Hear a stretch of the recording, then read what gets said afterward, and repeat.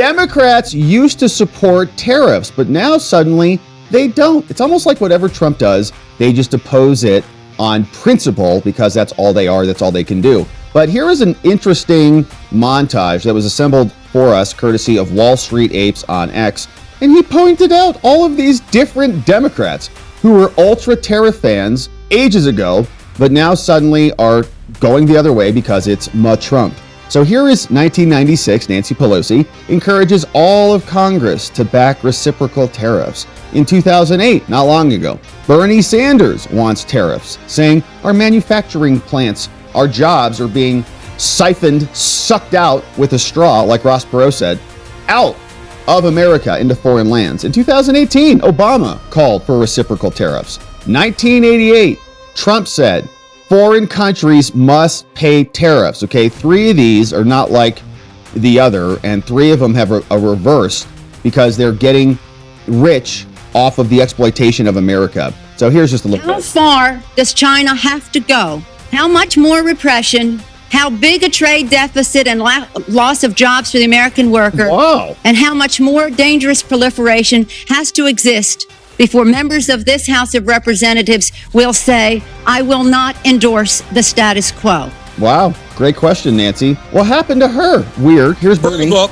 what they have said is that we need to not worry about manufacturing in America because what we should establish is a policy of unfettered free trade. We don't need tariffs. What we need is to allow corporate America the freedom to throw American workers out on the street, people who are making 15, 20, 25 bucks an hour, healthcare, pensions, throw them out on the street because somehow, Madam President, we are going to create wealth in America and good paying jobs in America as we shut down plants, we move to China, corporations there, pay workers 20, 30 cents an hour. Would be really nice if Bernie came out and explained that right now. Would be nice, okay? 2008, not that long ago. It's way worse now than it was back then.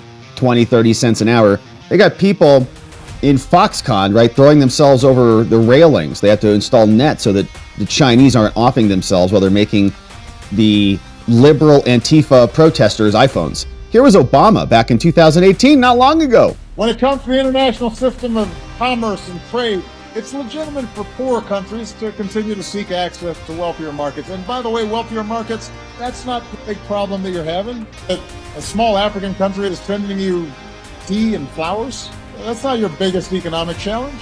It's also proper for advanced economies like the United States to insist on reciprocity.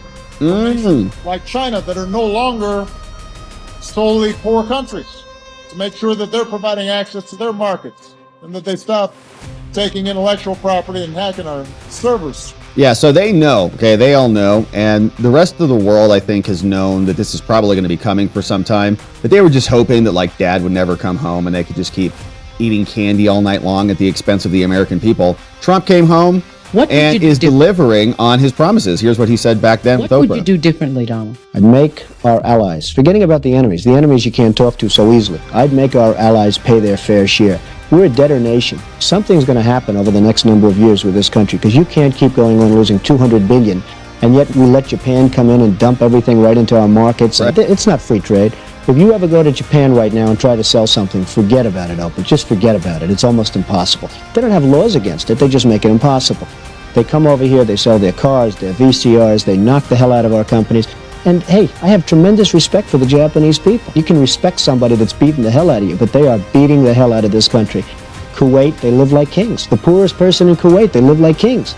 And yet they're not paying. We make it possible for them to sell their oil. Why aren't they paying us 25% of what they're making? It's a joke. It is a joke. Thank you, Mr. President.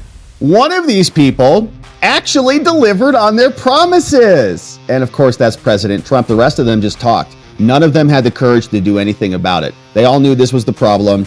And we were always coming up for a reshifting, a new financial global order that doesn't have America being exploited like the economic zone for the rest of the world. So they're all aware of the problem. Now they just don't want to talk about it because they spent the last decades getting rich. Pelosi trades stocks. She's made hundreds of millions on stocks. The companies that she invests in does well when they have free trade around the world, and it is just money coming in, even though that they're hollowing out America. Pelosi is now going to have to face a reckoning now that Trump has come in and done what he promised he would do. So amazing developments there.